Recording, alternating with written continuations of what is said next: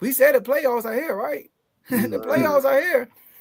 Game 7 happened. Golden State, sorry, the Denver Nuggets and the Clippers played on Saturday. It was game 7. Some of us picked the Clippers. Some of us picked the Nuggets. I'm one of the guys that picked the Clippers. But I actually Me went too. out and watched this game. You too, I know, Dave. You too. Dang. I Go think Knicks. Tomo too. I don't know. But anyways, Pull up my name. okay, you picked the. Oh yeah, you Jokic guy. That's right. You Jokic, right? Yeah. Jokic didn't even do much in Game 7, but he didn't need to because the Nuggets beat the brakes off the Clippers 120 to 101. After the second half, the game was over. So we're going to just strictly react to that game. And Dave, I know you got a lot to say. We're gonna kick it all to you. I'm gonna start this off by saying, don't ever compare James Harden to Dwayne Wade ever again. Ever. Okay. I don't want to hear it. Yes, he is a great offensive player, but he continues to go missing when the teams need him the most. Not just game 7, but game 6 too. People forget that he had some really bad game 6s as well. And you know what? I found some stats about that, man. Game 7 versus Denver this year, 7 points, 2 of 8 from the field, 1 of 4 from 3, 13 assists. I mean, he got 13 assists. Don't matter. He only shot the ball 8 times. He's supposed to be one of the greatest scorers of all time. Why he only shoot the ball 8 times? I don't know. 2024, just last year, game 6 against Dallas, 16 points, 5 of 16 from the field, 0 of 6 from 3. But look, he got the assist again. He got 13 assists. So, I mean, at least he playmaking. Oh, Dave ain't playing. 2022 against my Miami Heat when he was with the Philadelphia 76ers. You know what he did? 11 points, 4 9 from the field, 3 of 7 from 3, 4 turnovers and 9 assists. He ain't even have a double-double in that game.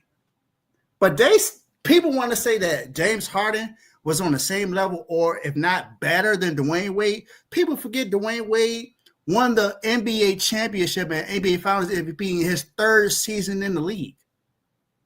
People forget my guy was a two-way player. He wasn't just an offensive threat.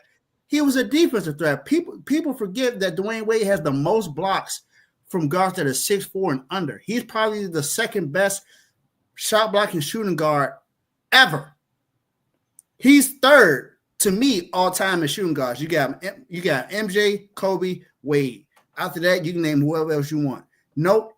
James Harden shouldn't even be in that conversation because he don't close.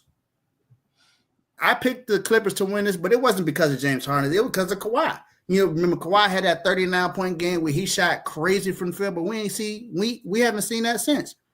And Joe, remember, we said if the Clippers are healthy, we think they can make it all the way. They couldn't even get past the first round.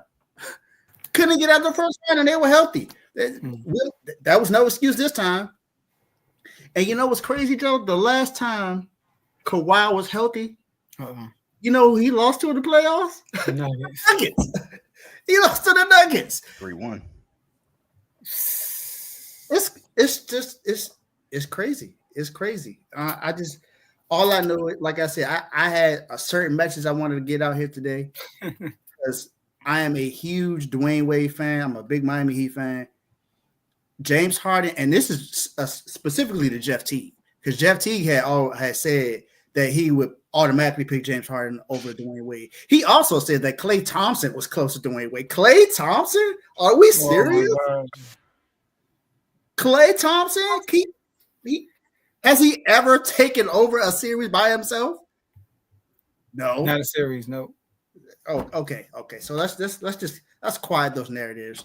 Dwayne Wade over James Harden, and he clears Klay Thompson. Let's just put that out there. Carl? Yeah, man. It sounds like James Harden need to be compared to Tyler Hero. Anyway. Hey, I'm good with that.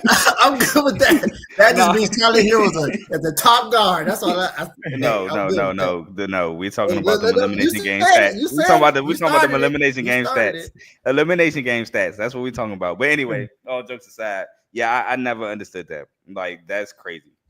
But it's again, people get blinded by you can dribble, the step backs, all this skill. But when the rubber needs to hit the road, James Harden hit the road. James Harden was hard to watch game 7. He tried to foul bait. He got one of them. But when the refs wasn't calling it, he checked out. He checked out. That's why he shot the ball 8 times. He got the one foul call. He shot the free throws. Couldn't get him anymore. And it seemed like, all right, I'm done. I don't want to play no more. Y'all not going to call fouls, even though I'm clearly foul baiting. Then that's it. I'm good. Kawhi Leonard, Zubac, they played well. Leonard only had 22, but Leonard didn't play. I think they took their starters out like midway through the third or into the fourth. So Leonard played well. Zubac played well, but you need Harden. And every time, for some reason, Harden disappears. I call him Houdini, James Houdini. I've been calling him that for years. But yeah, and like Dave said, it's been a trend. He just starts passing the ball. Maybe he doesn't. I don't know if he's afraid of the moment. I don't know what it is because he's so good. It's kind of unexplainable. It's unexplainable how he disappears. You want to say he's so good, he'll finally come through, but no, he won't. And then you don't want to say he's afraid of the moment. You don't want to go against a guy like that. But when it continuously happens, eventually that's what you're going to have to come out and say. Like, you can't deny all of these series, like the numbers Dave brought up. You can even bring up the Houston Rockets Golden State Western Conference Finals Game 7 when they went like 0 for 27 for 3, and he led the charge going like 0 for 13 for 3. So even in then, you can bring that up. But yeah, the D-Wade comparisons, that has to stop. It's because of the statue why I started. It has to be because of the statue because there's no way that should have been a thing. But yeah, the Nuggets just straight dominated. They punched them in the mouth in the second quarter, and the Clippers just couldn't recover. And it led to a blowout. Now, what I will say is the backups made this game a lot closer than what it actually was. The backups almost started to scare the Nuggets to the point where they put their starters back in. So shout out to them boys that stayed ready and tried to make it look better. But Harden, you got to be ashamed, bro. You have to be ashamed of your performance. 8 shots is unacceptable. Yeah. James, it's a video that's recycling that we all seen before with Kobe saying that they asked him about how you feel about James Harden's game. They asked him and T-Mac, and he said, before he even gave him props, first thing he said was, well, I don't think his playing style is a winning formula. You can't win because the way you play or the whole like you're in front of the defense. Everybody can see you. But this is Houston Harden we're talking about. And the thing is, I had one of my cousins, Tyreek, shout out my boy Tyreek. He a Houston Rockets fan. Oh man, he a Houston Rockets fan. All right, and him being a Houston Rockets fan, he loved James Harden, and obviously we had a big argument about who's better, Luka or Harden. Who would you rather have, right? And my fight was Luka because although both of them are really good in regular season, Harden might be better, but Luka is a dog. Like, he don't fold and crumble like James Harden do in the playoffs.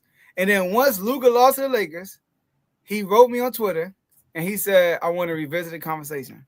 I saw that. Now that the Clippers are out, I haven't said nothing to him yet, but I know he will say, I'm talking about Houston Harden. I should Tyreek. This is Houston Harden.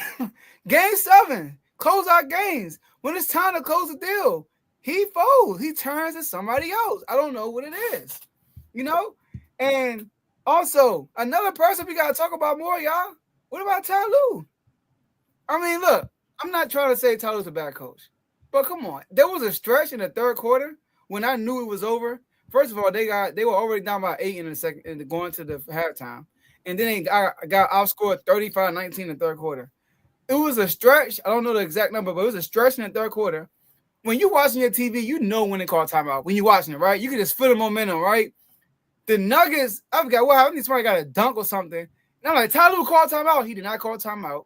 They come down. I think they get a turnover. And then they come down and hit a 3. And then he finally calls timeout. And like in a 4 possessions in a row, Kawhi didn't even touch the ball. It was something like that. So there were situations I feel like Ty Lue could have been better. But I feel like if it was another coach, shout out to my boy J-Mo, my brother J-Mo, he called me and said, if Doc Rivers was the head coach for the Clippers, he would have got killed. He said, if Doc Rivers was the head coach, because although the Clippers were the lower seed, we all feel like that the Clippers are better as far as the whole team. But I got to give Denver some credit because their championship DNA showed a lot in this series. It did. Winning a championship means a lot. Like, you got an extra gear when you win a championship. And you look at the Clippers team outside of Kawhi. I mean, who all got a championship over there? Think about it. Kawhi is the only champion. If I think on the top of my head, Denver has champions over there. They have an extra. Jamal Murray shut off slow in the series and picked it up as the series went on. Jokic, that game winner dunk that Aaron Gordon got, that was a Jokic. That was a Jokic game. Jokic like went crazy that game for them to tie that series. So shot was to go up 3-2, right? They went up 3-2 offset.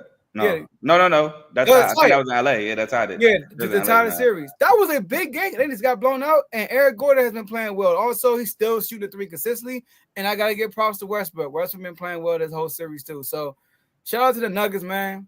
We're gonna continue to talk about the next topic, but yeah, Clippers, man. Got shout out my boy Casper Jones. Oh yeah, that's what I meant to say. I'm glad you said that because I've been saying this for almost a week.